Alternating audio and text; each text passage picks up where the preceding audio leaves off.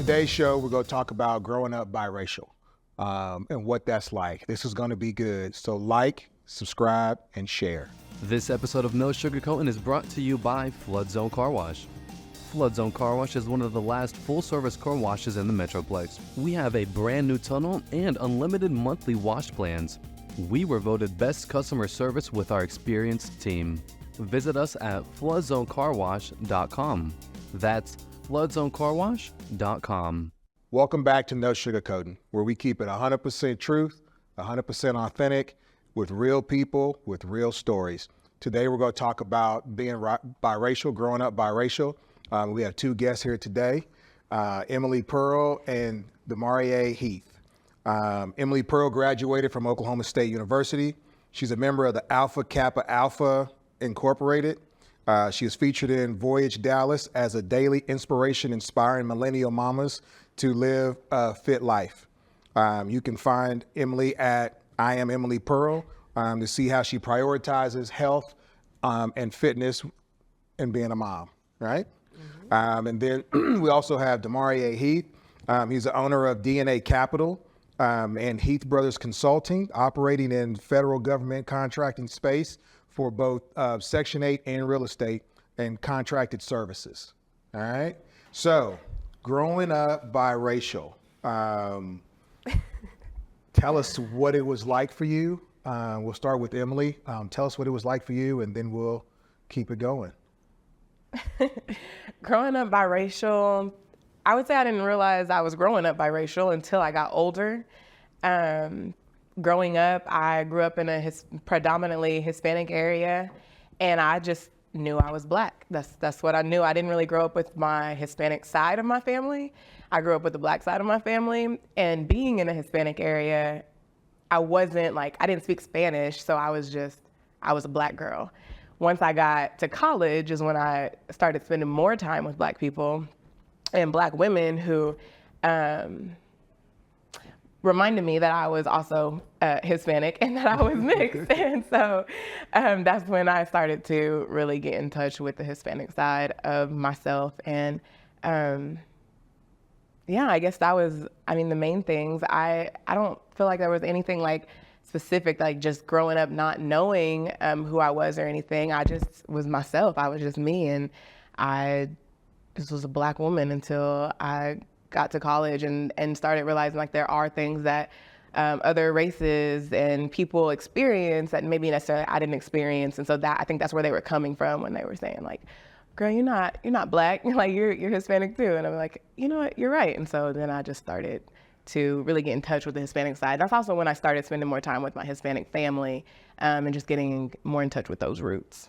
And having an understanding of the culture. And have it, because I didn't really grow up, like I said, I grew up with, as far as like extended family, I knew more of my Black side, but my mom, we didn't really have a Hispanic culture in the house. Like we weren't speaking Spanish. We didn't have like a tradition of anything Hispanic that made it like known to me, you're also Hispanic. Like and then even though being around like my environment, of course I know Spanish music and Latin music and would go, could dance and do like those things that were a part of the culture. But it was never like, oh, I'm Latin American, like I'm Spanish. Like it was never a thing for me growing up. I just knew I was a Black woman. Okay. Demarie, what was it like for you? Right. So, fortunately enough, my mom and dad, they were never married, right? My mom's white, my dad's Black. And it was, looking back on it, hindsight, I'm really thankful that my mom was so intent on making sure that I had a relationship with the Black side of my family. So growing up, I was always able to be a part of the family reunions, always hanging out with cousins, extended family on my Black side, but predominantly living with my mom, in a wider community or with my white side in general. And what I really like about it is the fact that I was always able to hang with both sides, right? She always made it super, important to be like, just embrace who you are, right? So I always said I was mixed. I was happy to be mixed. I was happy to be like, hey, I'm not just Black, I'm not just white. But in regards to like, when I was with the Black community, I would always stick out like a sore thumb, right? I could always hang, but as soon as someone said something, just by the way that I speak, articulate in a certain way, people would immediately be like, oh, so you're not really from around, like you look like you're from around here, but you're not necessarily around here. So it was super interesting because I was always able to kind of be a chameleon, kind of get along and just adapt to whatever setting that I was in. But it was super interesting because I feel like it didn't really hit me in regards to growing up biracial until I actually went to university, right? I went to Texas A&M Commerce, which is a more predominantly black school. And at this point in time, I'd gone to Coppell High School, a very predominantly white high school. I'd been exposed to different things that unfortunately some of the kids at the university hadn't been exposed to. So I'm just coming in with a far different perspective on life, how I interact with, going about operating a business when I'm interacting just with relationships in general. And so it kind of really dawned on me, or really hit me that, wow, not only did I recognize this at a young age, even when I'm with my black cousins, my brothers, my sister, things like that, that I would stick out like a sore thumb. It really actually didn't hit me until I made it to university, because I would, introduce myself. And like I said, it was always that, oh, they're kind of taken back, because when I approach you, it's like, cool, dude, I can tell, you're from wherever you're from, but I can tell you get down with it. And then as soon as I say something, you can tell like, oh, now we can kind of geographically place you exactly where you're from. And so obviously you don't get down like that. I don't ever feel like it set me back. It was just one of those things where it's like, you either accept me or you don't accept me. You know what I'm saying? Because I'm going to get down either way. I got people on both sides, and I've been blessed with all my relationships. You know what I mean? So, anybody that didn't accept me for, where I came from, or, the type of demographic that I was raised in, then obviously they just weren't meant to be in my life at that point in time. And so I've been fortunate enough to just have friends that I just have gelled with, been glued together with, things of that nature, which I really appreciate. But I'm really fortunate, like I said, looking back, that my mom made it such a focal point to always be a part of the family reunions, right? Be associated with your cousins, know who your family is. Even though I didn't get to live with them, I always felt like those summers that I would go there, it was like I'm never missing a beat, right? We still get down the way we get down. I'm familiar with, how things operate, right? So it's not this foreign thing to me, but of course I would still have my little white nuances. My mom had me a little flip phone I would put on the buckle of my belt, and that wasn't cool, like to my black side of the family. And they were like, dude, why are you always having to call your mom to ask her if you can do something? And that's just like me growing up with my mom, you know what I mean? But like I said, I was fortunate enough to get exposed to both sides, like I said, at an early age, and then really stepping out of my comfort zone, more so being in a more predominantly black school and just really having to figure out how I can fit in where I get in. So give me a quick description of your family dynamic. So my mom's Hispanic, like Spain Spanish, but she was raised just in the country. And then my dad is black, and just black. So for me, I am biracial. My mom is the white one. My dad's the black one. Mom's from a smaller town in East Texas, Pittsburgh, Texas. So a little bit more, kind of country based, kind of out in the sticks. My dad is originally from another East Texas small town, Dangerfield, Texas. And then we ended up migrating up to Dallas. But that's kind of what my family dynamic looked like in that regard. So let me ask you this. So for me, obviously, I'm not biracial, right? But both of you spoke about, one side and the other, right? Mm-hmm. So for me, though, growing up, I lived in an all-white neighborhood, and I was black. Mm-hmm. And so there came some challenges with that within itself, right? And so for me, I ended up leaning more towards my white friends than I did with my family, more so because we're from a small town, everybody know everybody, and it was just easier for me, right? Mm-hmm. So my question to you is challenges, like was there pressure from either socially, right, from friends or cousins or family pressure to lean and go more towards one side or the other? I don't think I ever had any pressure to go towards either side. I grew up spending time with my black family every summer, like he was saying, like family reunions, cousins. And I don't know that I personally didn't experience being treated different because I was mixed. Like, I don't feel my cousins weren't ever like, oh, I mean, they might have made the comments like, oh, you act white, even though I'm not half white, but that was more of because of how I might articulate my words or certain things. And I did grow up, I grew up in a predominantly Hispanic area, but then I went to high school in a predominantly white area with predominantly white. So I've had a good mix of people, and I'm just kind of piggyback what he said, like I'm a chameleon. Like I've been able to just be myself with everybody, with every group. I'm the same person if I'm with any diverse, any group of people. Like I'm just me, and I've been able to be that.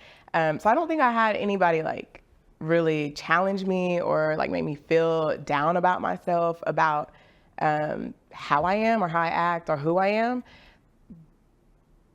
I don't really have a but to that because I don't. So when you asked about challenges, I don't feel like I experienced a specific challenge.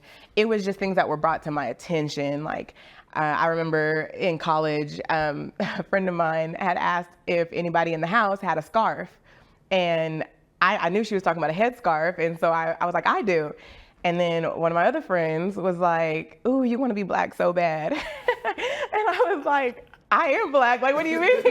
Like, I don't want to be black. I am black. But what's funny is she was light skinned too, but she wasn't mixed. And so she was just a lighter skinned black woman. And I was just kind of like if looking at us, we look the same, but just because I'm biracial, that's what made you able to say that. And it wasn't like, malicious or like bad or really trying to be mean. She was trying to be funny, and it was, but I did have a scarf because I wrap my hair too. As for me, I would also agree with Emily, right? I've just been fortunate enough not to necessarily feel pressure to be like, hey, be more black, or like, hey, be more white.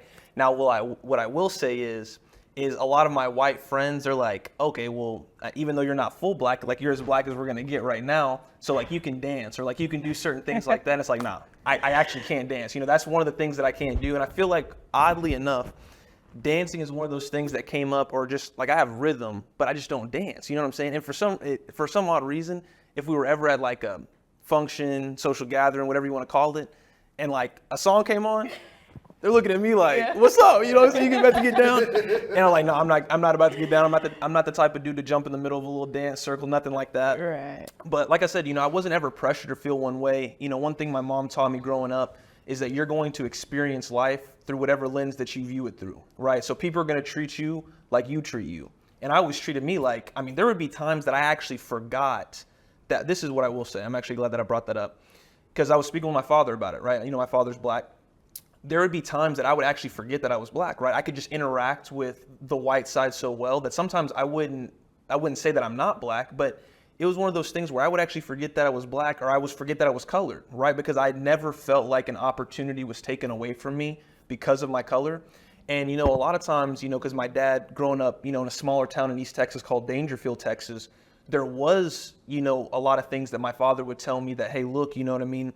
You have to remember sometimes all these people don't have your best interest at heart. You're a very smart person. Like, don't let them take advantage of you. And, I never really understood where he was coming from, because like I said, I just feel like I was just blessed with genuine people, regardless of what color they were in my life. But there was times where I'd be so comfortable going up and talking to a stranger, or just talking to a white person, and my dad seeing me do that from the outside looking in, and him drawing from his childhood. He wouldn't have necessarily done something like that. But at the same time, my dad even tells me that he had great relationships, kind of like you said, right? He was from a more predominantly black town, but he was the person that was plugged in, with all of his white friends, and got to experience a lot of the same things that I did when I was younger. He always just wanted me to understand that sometimes, children aren't as fortunate as you, and just to remember where your roots are as well, just because sometimes, predominantly living in my wider community, sometimes as I've gotten older, I wouldn't always go back to the family reunions, or sometimes there would be phases where I would lose kind of touch. And that's why I appreciate going to a university like Commerce, where it was like, it forced me like, hey, look, you're out of your comfort zone right now. None of your friends are going to this school previously. This is a different demographic than you were previously in. We're out in the middle of hay bales and corn sticks. Okay. So this is going to be a different experience for you. But this is an opportunity for you to, like I said, kind of delve in and kind of tap into your more black roots, and to like develop some different relationships from way different perspectives. Okay. See, I like that. So for me, it was leaning more towards away from it, more so because it was, like I said, it was a small town, and everybody knows everybody. So I get blacks who would, call my parents and tell them they saw me, right? I'd have to worry about that with my white friends because their parents wasn't calling my parents to say anything, right? So I tended to lean more towards that. So when you brought up dancing, I'm kind of the same way. Like I got rhythm, I could do. Now, I've had some practice, so I'm a little older, so I am able to get out there and dance now, to R&B, right? But I'll tell you this though, I can two-step, right? Okay, so yeah. from being around a group of people, so I can go into the country club, two-step, you know what I'm saying? Get I can down do with it. I can do a little bit of merengue, you know what I'm saying? I got a little bit of that also, you know what I'm saying? So I'm well-rounded in that aspect. Do you tend to lean, now that you're a little bit older, do you tend to lean towards one race or the other now? One ethnicity or the other? I don't. I am I'm a lot like my daddy, but I can hang out with anybody almost, as far as like culture wise. I can be, in Dallas with my, doing hood stuff with my hood friends on a Friday. I can be in Fort Worth in the stockyards on a Saturday, two-stepping, line dancing. I enjoy it all, and I actually really love that about myself, just being able to be diverse and not feel like I have to be a black, like even if I'm with, no matter who I'm with, I'm able to just be myself, and I don't have to like code switch, or that's a common like thing you hear about, code switching, or having to act a certain way around white people, or having to act a certain way around black people. I'm just me, and I'm able to get along with all the different races, all the different cultures, and fit in, really. No, I feel you on that. Kind of like she said, I'm the type of dude I can throw on some cowboy boots, hit the stockyards. I can throw on the forces, go to whatever club we're going to. And it's one of those things where I'm just like happy to be light skinned. It's like, you're not light skinned and you're not light skinned. You're on like one side of the track, and I get the ability to dip a toe on either side.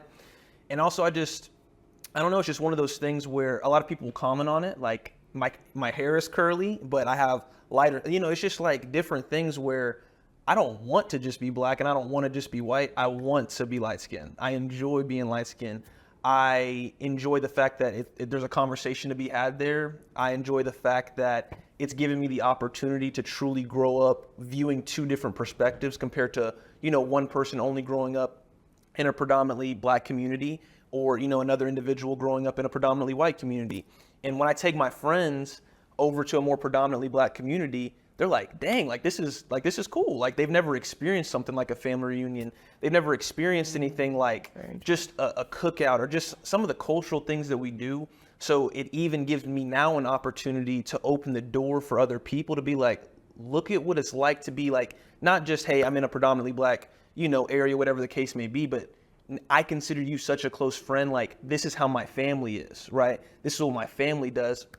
Now it allows somebody that's not from where I'm from, or not biracial, to get a taste of what that looks like, so they can, see there's a whole new world compared to, what they've been seeing. So I think it actually gives me empowerment to be who I am, because now, like Emily said, we're in the stockyards, we're in the stockyards, downtown Dallas, we're in downtown Dallas. But now I have the ability to open and close doors for other people who, like I said, didn't get the opportunity to experience some of the things that I have. Sounds good. I like all your answers. So we'll take a break. We'll be right back. This episode of No Sugarcoating is brought to you by Flood Zone Car Wash. Flood Zone Car Wash is one of the last full-service car washes in the Metroplex. We have a brand new tunnel and unlimited monthly wash plans. We were voted best customer service with our experienced team. Visit us at floodzonecarwash.com. That's floodzonecarwash.com. Welcome back to No Sugarcoating. Again, today's episode is Growing Up Biracial. We have two guests here. Demarie, let me ask you this. Your first interaction with police, what was that like? Like, were you profiled the same way we would imagine someone who's fully black being profiled? Mm-hmm. Well, I'll say one of the first interactions that I actually had with police was with my baseball team. Okay, I think we were like freshmen in high school at the time. It was one of our first team dinners. okay? And we thought it was a good idea to go out and throw water balloons in the street. Well, I'm trying to get the last, no troop left behind. So we got to walk down this long street, have to turn around, go get somebody that was left behind. In the meantime, one of our pitchers at the time had thrown a water balloon at a moving car. Now, I'm not saying that I condone that activity. It just was what we were doing. Well, we all take off back into the house, and not 10 minutes later, we get a knock on the door, and there's 2 police officers standing there, and they ask us to single file out of the house. They're seeing everybody. And I can't say that I was profiled, but I can say that I was viewed, I guess I would be profiled in that sense, but they did look at me like I was the troop leader in regards to starting this organized crime in this sense, which was a bit new to me, right? I feel like a police officer's profiling of me wasn't really like my heavy hitter experience. There was actually an experience that was more recent that really just put me in perspective of like, wow, there's really people out there that exist that think of me differently because of my skin color. We were actually out eating dinner, and we were in Grapevine, the area where we had this pizza place, and we had come outside. And me and my friends, it's my friend's birthday. We were like, let's flick up. Like, this is a cool little spot. Let's flick up and stuff like that. Over the bushes, like pretty close to the vicinity, you hear this older white lady say, like, what are y'all trying to do?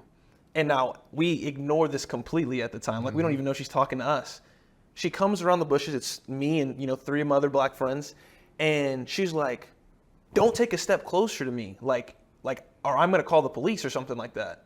And we were looking at each other like, what? And I was actually astounded. I was like, are you serious? Because we're over here taking pictures. There's this whole group of like white moms behind us sitting on the patio eating. And you can just see they got their cameras out there drinking their wine like they're about to see something go down. So like I said, we play it off. Well, we're starting to walk back to the car. And she was like, help, help. They're trying to get me.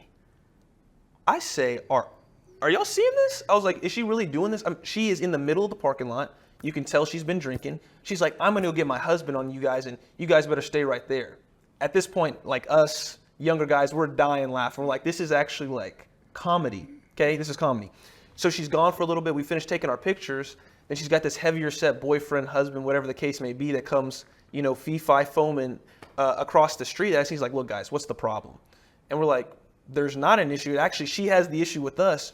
And I kid you not, this was really like what like kind of put it over. She gets a rock from the little rock pile that's in front of a restaurant. She starts heading over. She's like, I'm going to help defend you. And her husband or boyfriend is having to hold her back, throwing the rock down. She's like, don't let them get the rock. They're going to get me. I'm just talking about this ridiculousness. I mean, and like I said, there's a whole crowd of people at this point looking at us. We haven't taken a step near this lady. We didn't even acknowledge this lady because we didn't know she was talking to us.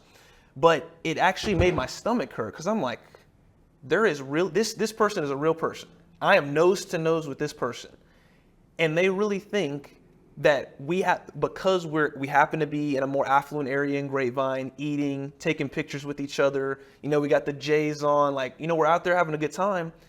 And she comes to us trying to start a problem and solely because of our skin color. Solely because of the skin color. And that was like the most blatant version of profiling that I'd ever experienced. And it made me sick inside.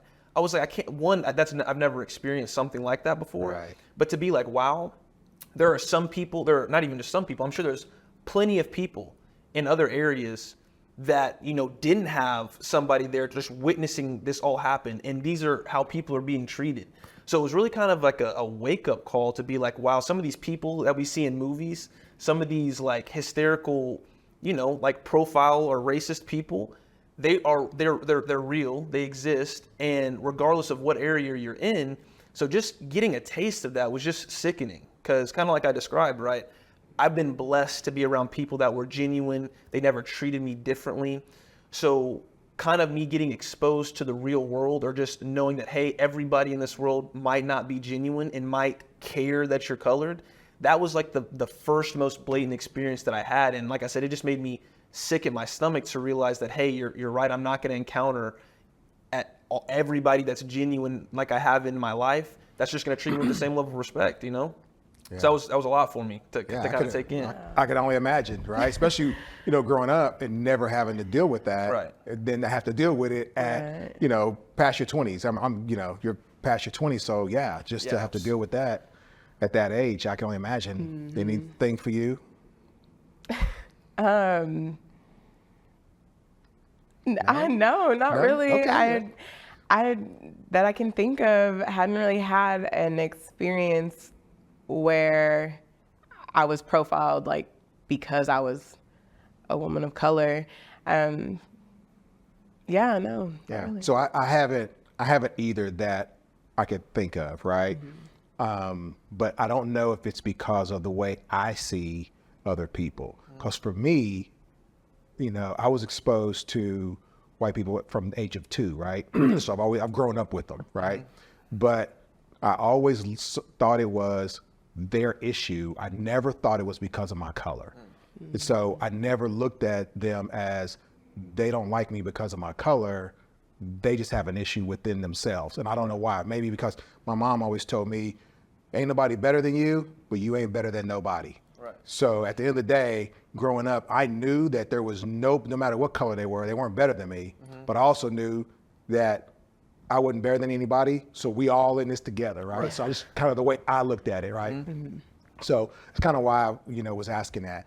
Let me ask you this: if you could go back to your younger self, so we'll say y'all still young anyway. So let's just say 10 years ago, if you could go back 10 years and talk to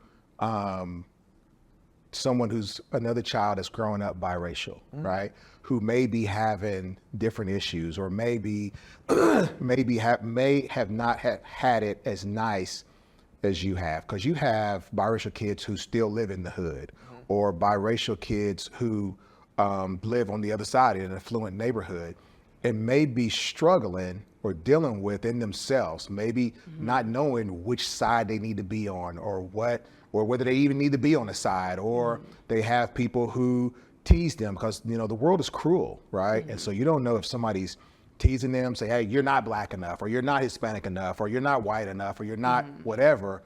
What would you say to them, one? And then also, as a parent, what would you say to a parent who's raising a biracial kid to be aware of? Because I'll tell you, I wasn't aware of a lot of things. Again, because of the way I was raised, I wasn't aware of what biracial kids go through, right? Just from being this or being that from either side. So what is some advice you could give a parent? And then what is some advice you would give your younger self, or someone that could help them? And so if you could just look into the camera and talk to them, whoever wants to start first, it doesn't matter. Okay. But just, look into your camera and just give them something that you think would help. Absolutely. I would say, because it is common to hear that you're not black enough, you're not Hispanic enough, you're not white enough for it to fit into either or any specific group. And I would really encourage you to just be yourself. Be okay with not being black enough. You don't need to be, because you're not all of one race. And embrace that, because the world is not black and white, or just too specific of anything. The world is very diverse, and I've had the pleasure of traveling a lot. And there are certain countries that they don't even see a lot of. There are a lot of, especially Asian countries, who don't see a lot of color. And so being able to go out, see the world, you'll see that people are diverse everywhere. And the fact that you can fit in to anywhere, as long as you're yourself and you're confident in yourself, that's a blessing in itself. You don't want to have to be just black, if you're just white, just Hispanic, and feel like you have to be enough for anybody and any particular group. Be yourself. And on the parent level, just I would advise not being, don't ignore any particular race or culture that your child is. Like, introduce them to both sides, introduce them to the diversity within themselves. Even if you're a single parent and they don't have a lot of whatever the other race is in their life, or that family's not in their life, like, find a way to introduce them so that you're not tone deaf to the realities of the world and that they aren't tone deaf to the realities of who they are. Because at the end of the day, they are biracial and they are not one race. Absolutely. And kind of touching, on that same thing, right? What I would tell, a kid that might be struggling right now and understanding like what side of the track should I stand on, or should I even stand on one particular side?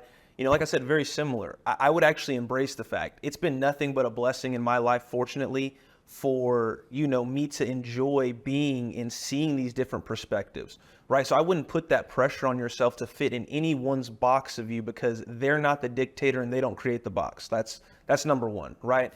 And fortunately, I have a great relationship with the man upstairs, my Lord and Savior, and I've always just relied on him, right? He's always put me in a situation that's advantageous to me. And I've always prayed to him and just asked him, to always, bless my relationships and bless the people in my life and just to give me confidence in myself. So I would highly recommend that if you feel like anybody's trying to put you in one box or saying, hey, just be black, hey, just be white, just be Hispanic, just be Asian, just be whatever, just one thing. Like I said, they don't make the box, right? We get to choose what box we stand in if we want to stand in a box, or we can say, hey, I want a little bit of this box. I want a little bit of that box. I want all of that box, right? So I would just say, enjoy being who you are. I would say, if anybody's trying to put those confinements on you, that's probably not a person that should be in your life at this time. Maybe they will one day. But like I said, as long as you are being the best version of yourself in regards to relationships, all the best relationships are going to be attracted to your life. And I'm just a confident believer in that. And then when it comes from a parent's perspective, like I 1,000% agree, right? Don't ignore, the gifts that you've given, your child, regardless of what cultures are mixed in, to your child. Definitely expose them to that. And like I said, I was fortunate enough to, get the opportunity to go see my other side. But I would say looking back, I could have definitely done it more. And I realized that I could have definitely been a part of that other side, like my black side a bit more. Like I said, going to college, right? Because some people just, me and some people just didn't click. And like I said, it was simply because of where I was from. And they were assuming, oh, well, because you come from a predominantly, white, place, you're just trying to play beer pong. You're just trying to hang with the frat dudes, whatever the case may be.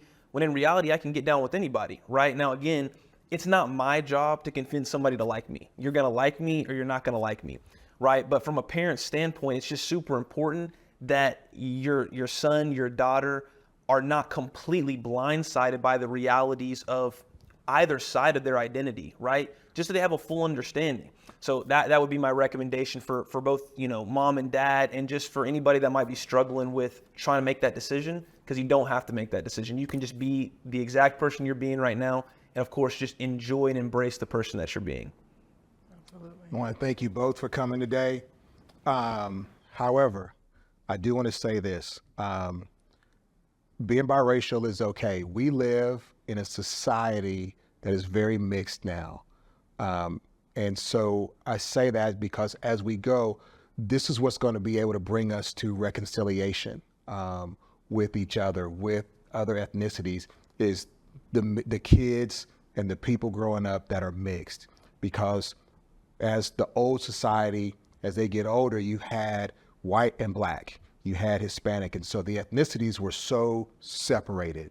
And so now as a culture, as a society, we have an opportunity coming to us where mixed kids will be able to reconcile this country and have an opportunity to reconcile this country. So always remember that your child is 50-50. They're not just black, they're not just white, they're not just Hispanic, they're mixed, or Asian, or whatever, whichever ones we forgot. Just know that there is an opportunity for our country and our society to get better than what it is right now.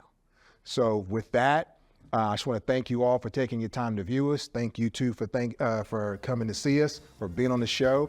And that's a wrap. The No Sugarcoating Show is powered by GospelFirstMinistries.org.